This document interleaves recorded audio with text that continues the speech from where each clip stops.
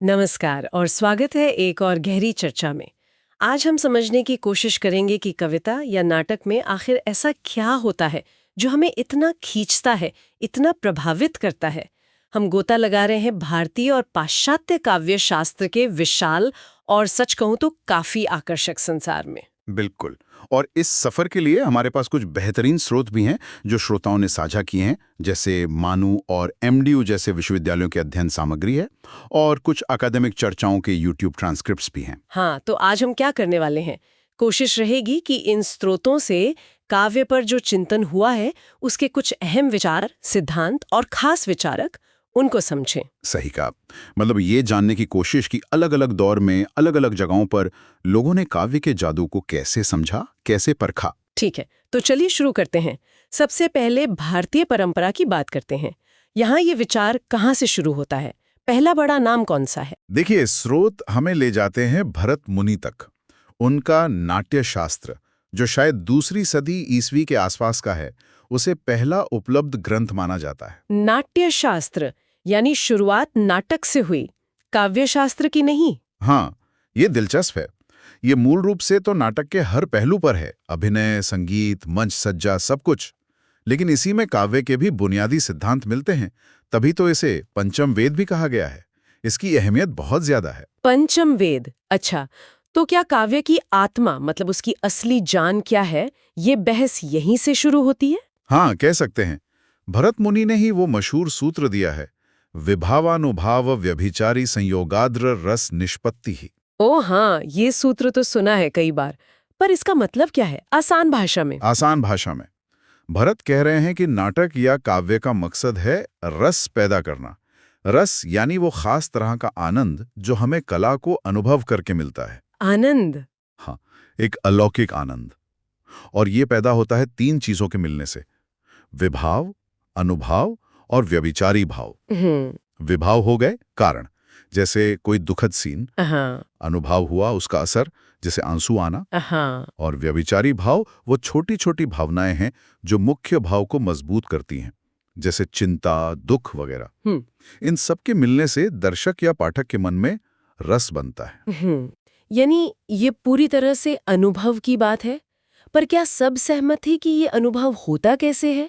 मैंने स्रोतों में भट्ट, लौल्लट, शंकुक जैसे नाम देखे, उनकी अलग राय थी। बिल्कुल। शुरू में इस पर काफी मंथन हुआ। जैसे लोल्लट ने कहा कि रस असल में तो मूल पात्र में होता है, एक्टर बस उसे दिखाता है। शंकुक ने कहा कि नहीं, दर्शक एक्टर को देखकर मूल पात्र का अनुमान लगाता है और तब रस महसूस करता है। अच्छा, पर इसमें दर्शक या पाठक को सीधे आनंद कैसे मिला, ये पूरी तरह साफ नहीं हुआ शायद। हाँ, ये व्याख्याएं थोड़ी उलझी हुई थी।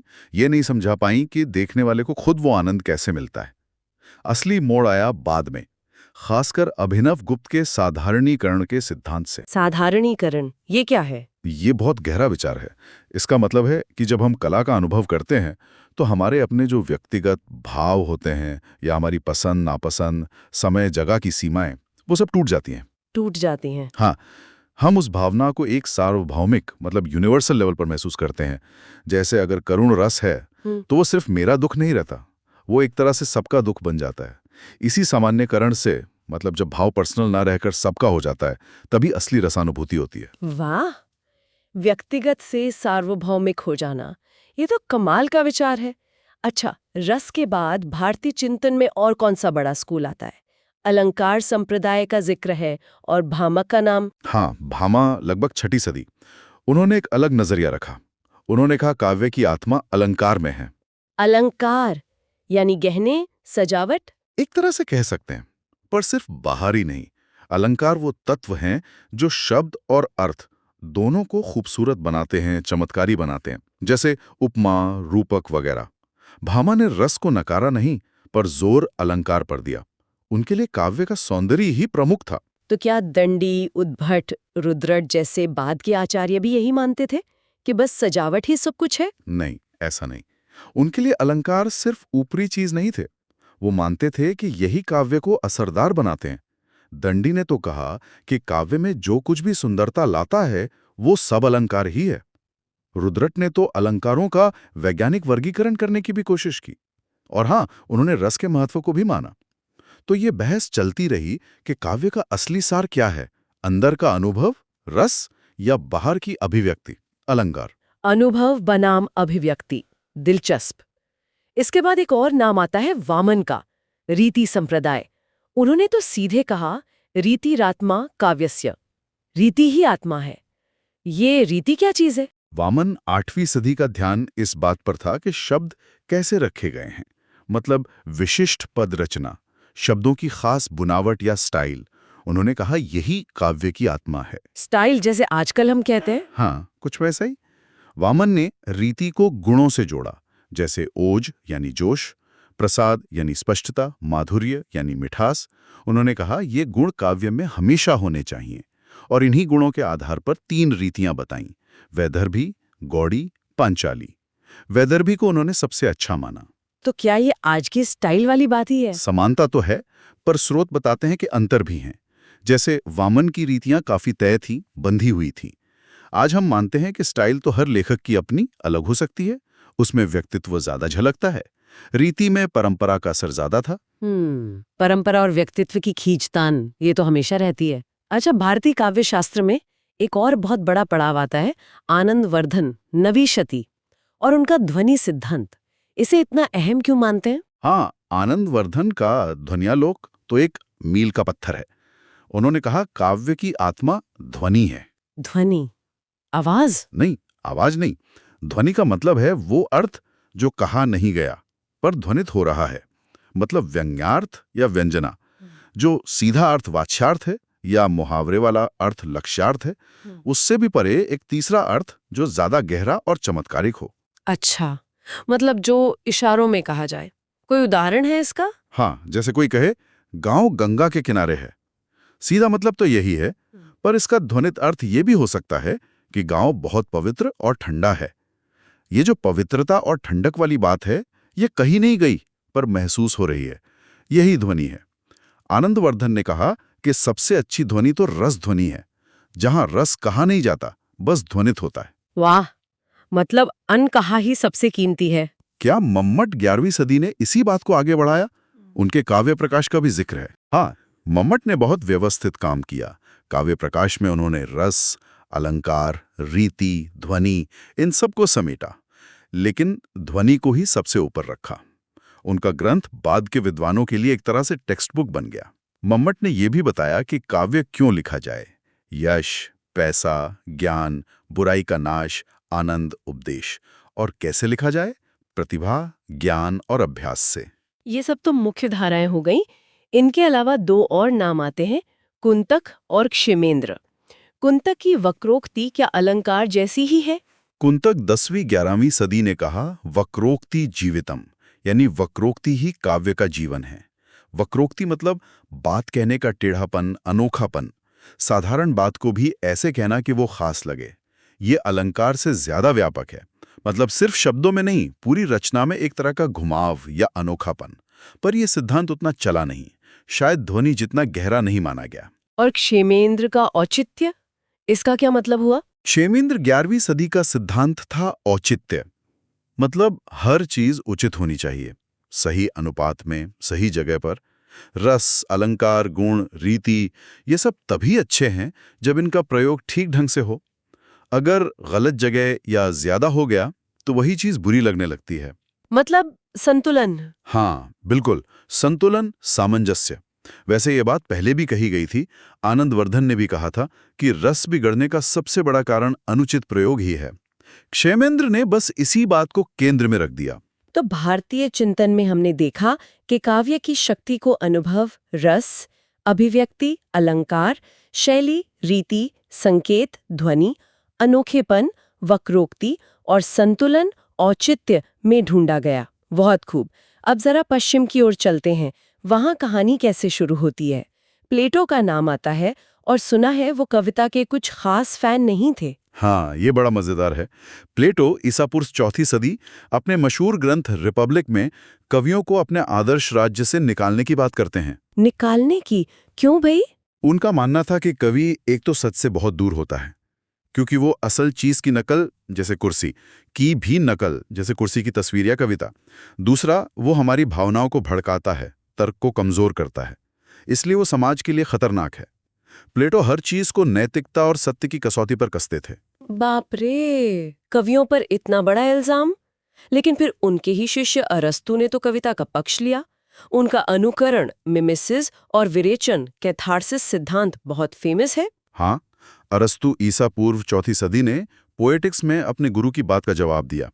उन्होंने कहा, हाँ, काव्य अनुकरण है, पर यह सिर्फ नकल नहीं, यह पुनः सृजन है, रिक्रिएशन। कवि चीजों को दिखाता है जैसी वे थीं, या जैसी लगती हैं, या जैसी होनी चाहिए। उन्होंने तो काव्य को इतिहास से भी ज्यादा महत्वपूर्ण माना। इतिहास से ज्यादा? कैसे? क्योंकि इतिहास बताता है कि क्या हुआ, जबकि काव्य बताता है कि क्या हो सकता है।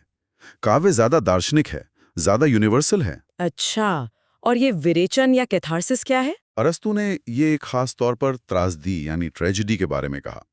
उन्होंने कहा कि ट्रेजेडी देखकर हमारे अंदर करुणा और भय, पिटी एंड फियर जैसे तीव्र भाव जगते हैं, और नाटक के अंत तक इन भावों का शमन हो जाता है, वो बाहर निकल जाते हैं। इससे दर्शक को एक तरह की, कह सकते हैं, भावनात्मक सफाई या शुद्धि महसूस होती है, और एक खास तरह का आनंद मिलता है। भावनात्मक सफाई। ग्रीस के बाद एक और बड़ा नाम आता है, लॉन्जाइनस, और उनका उदात्त यानी सबलाइम का कॉन्सेप्ट। ये क्या है? हाँ, एक ग्रंथ है पेरी इप्सुस यानी उदात्त के विषय में। इसके लेखक शायद लॉन्जाइनस थे, 1ली या 3री सदी। ये काव्य में उदात्त तत्व की बात करता है। उदात्त मतलब भव्यता, महानता, जो आपको अभिभूत कर दे। सिर्फ स्टाइल की बात है ये? नहीं, सिर्फ स्टाइल नहीं। लॉन्जाइनस कहते हैं उदात्त 5 चीजों से आता है: महान विचार सोचने की क्षमता, सच्ची और तीव्र भावनाएं, अलंकारों का सही इस्तेमाल, प्रभावशाली भाषा, और इन सब का एक असरदार संगठन। ये पाठक को सोचने पर मजबूर नहीं करता, बल्कि उसे बहा ले जाता है। बहा ले जाता है। ये तो कुछ कुछ रस जैसा लग रहा है। अच्छा, अब थोड़ा आगे बढ़े, इंग्लैंड की तरफ। जॉन ड्राइडन 17वीं सदी को अंग्रेजी आलोचना का पिता कहते हैं। ऐसा क्यों? ड्राइडन ने असल में व्यवहारिक आलोचना शुरू की। मतलब सिर्फ पुराने नियम दोहराने की बजाय उन्होंने पुराने और अपने समय के लेखकों की तुलना की, जैसे शेक्सपियर की तारीफ की। उन्होंने नियमों के साथ साथ ये भी देखा कि किसी देश की अपनी प्रतिभा क्या है। उन्होंने एक तरह से आलोचना को जमीन पर उतारा। अच्छा। ड्राइडन के बाद आया नव्य शास्त्रीयतावाद, नियो क्लासिज्म। पोप और सैमुअल जॉनसन जैसे बड़े नाम। इनका जोर किस बात पर था? हाँ, 18वीं सदी में इनका बोलबाला रहा। ये लोग तर्क, नियम, व्यवस्था, संतुलन, औचित्य, डेकोरम, इन सब पर बहुत जोर देते थे। मानते थे कि जैसे प्रकृति में नियम है, वैसे ही कला में भी है, और उनका पालन करना चाहिए। पोप ने बताया कि एक अच्छे आलोचक में क्या गुण होने चाहिए। जॉनसन ने कहा कि कला को जीवन का सच्चा आईना होना चाहिए। जॉनसन के काम में वैसे अगले युग यानी रोमांटिसिज्म की आहट भी सुनाई देती है। एकदम उलट। वर्ड्सवर्थ ने कहा कि कविता की भाषा आम आदमी की भाषा होनी चाहिए, ना कि बनावटी। और सबसे मशहूर बात, कविता शक्तिशाली भावनाओं का सहज उच्छलन है। Spontaneous overflow of powerful feelings. हाँ, और उनके दोस्त कॉलरिज ने कल्पना, इमेजिनेशन, और ललित कल्पना, फैंसी में फर्क किया। ये बहुत महत्वपूर्ण है। फैंसी बस चीजों को इधर-उधर से जोड़ती है, पर इमेजिनेशन एक सृजनात्मक शक्ति है जो दुनिया को नए सिरे से देखती और बनाती है। ये लगभग दैवी शक्ति है। कल्पना की रचनात्मक शक्ति कमाल है। इसके बाद 19वीं सदी में मैथ्यू आर्नल्ड आए। उन्होंने कहा कविता जीवन की आलोचना है। ये थोड़ा गंभीर लगता है। हाँ, आर्नल्ड कविता को बहुत ऊंचा दर्जा देते थे। उनके लिए ये सिर्फ मजे या भावनाओं की बात नहीं थी। महान कविता में उच्च गंभीरता होनी चाहिए। वो जीवन की व्याख्या करती है, हमें रास्ता दिखाती है, नैतिक रूप से मजबूत बनाती है। उन्होंने तो यहाँ तक कहा कि जैसे जैसे धर्म कमजोर होगा, कविता उसकी जगह ले सकती है। कविता धर्म की जगह ले सकती है, ये तो बहुत बड़ी बात है। 20वीं सदी में आते हैं तो I.A. रिचर्ड्स का नाम आता है, जिन्होंने मनोविज्ञान का इस्तेमाल किया। हाँ, रिचर्ड्स ने इस पर ध्यान दिया कि कविता पाठक के मन पर क्या असर करती है। उन्होंने कहा कि अच्छी कविता हमारे अंदर के आवेगों, इम्पल्सेस में एक संतुलन बनाती है। उन्होंने भाषा के 2 काम बताए: वैज्ञानिक यानी तथ्य बताना, और रागात्मक यानी भावनाएं जगाना। कविता में भाषा का रागात्मक प्रयोग होता है। उनके काम ने नई समीक्षा, न्यू क्रिटिसिज्म की नींव रखी, जो सिर्फ टेक्स्ट पर फोकस करती थी। टेक्स्ट पर फोकस। और 20वीं सदी के ही एक और बड़े नाम T.S. इलियट। उनकी परंपरा और निर्वैयक्तिकता की बातें बहुत मशहूर हैं। ये क्या है? एलियट ने दो बड़े असरदार विचार दिए। पहला, परंपरा और व्यक्तिक प्रज्ञा में कहा कि कोई कभी अकेला खड़ा नहीं होता। उसे अपने से पहले के पूरे साहित्य यानी परंपरा का ज्ञान होना चाहिए और उससे अपना रिश्ता बनाना चाहिए। महानता इसी में है। परंपरा का बोध। और दूसरा? निर्वैयक्तिकता। हाँ, इम्पर्सनैलिटी। इसका मतलब है कि कविता कवि की अपनी भावनाओं को व्यक्त करना नहीं है, बल्कि उनसे बचना है, उनसे दूर जाना है। कवि तो बस एक माध्यम है, एक मीडियम, जो भावनाओं और अनुभवों को कला में ढालता है, खुद को उसमें घोलता नहीं।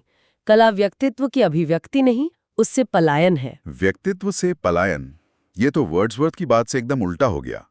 अच्छा, स्रोतों में दो और विचारधाराओं का जिक्र था, अस्तित्ववाद और मार्क्सवाद। इस साहित्य से इनका क्या लेना देना है संक्षेप में? देखिए, अस्तित्ववाद, जिसके बड़े नाम हैं किरकेगार्ड, नीचे, सार्त्र, कामू, ये व्यक्ति के अकेलेपन, उसकी आज़ादी, उसके चुनाव करने की मजबूरी और उसकी जिम्मेदारी पर जोर देता है। कहता है कि हम पहले दुनिया में आते हैं, अस्तित्व, फिर अपने कामों से तय करते हैं कि हम क्या हैं, सार। साहित्य में ये देखता है कि पात्र अपनी आज़ादी का इस्तेमाल कैसे करते हैं, दुख और निरर्थकता से कैसे जूझते हैं। और मार्क्सवाद, जो मार्क्स और एंगल्स के विचारों पर आधारित है, वो साहित्य को समाज के आर्थिक ढांचे के संदर्भ में देखता है। मतलब समाज का आधार है अर्थव्यवस्था और उत्पादन के रिश्ते। साहित्य, कला, कानून, ये सब ऊपरी ढांचा, अधिरचना है, जो आधार से प्रभावित होते हैं और समाज में चल रहे वर्ग संघर्ष को दिखाते हैं। मार्क्सवादी आलोचना ये देखती है कि कोई रचना किस वर्ग के नजरिए को दिखाती है और क्या वो सामाजिक बदलाव लाने में मददगार है। तो हमने भारतीय काव्यशास्त्र देखा, रस, अलंकार, रीति, ध्वनि, औचित्य। फिर पश्चिम में गए, अनुकरण, विरेचन, उदात्त, कल्पना, परंपरा, निर्वैयक्तिकता। और आखिर में अस्तित्ववाद और मार्क्सवाद जैसे आधुनिक नजरिए। सिद्धांतों का क्या लंबा और दिलचस्प सफर है। हाँ, वाकई। और ये दिखाता है कि कला, खासकर कविता और नाटक को समझने के कितने अलग अलग ढंग हो सकते हैं। हर सिद्धांत अपने समय और समाज के सवालों से जूझता है। तो फिर सवाल उठता है कि आज के समय में इन सब बातों का क्या मतलब है? एक पाठक के लिए, एक लेखक के लिए, क्या ये पुराने सिद्धांत आज भी काम के हैं? क्या काव्य को समझने का कोई एक ही सही तरीका है, या ये हमेशा बदलता रहता है? ये बड़ा सवाल है और शायद इसका कोई एक जवाब नहीं है। हर सिद्धांत हमें एक नया लेंस, एक नया चश्मा देता है कला को देखने का। कोई अनुभव पर जोर देता है, कोई रूप पर, कोई छिपे हुए अर्थ पर, कोई सामाजिक संदर्भ पर।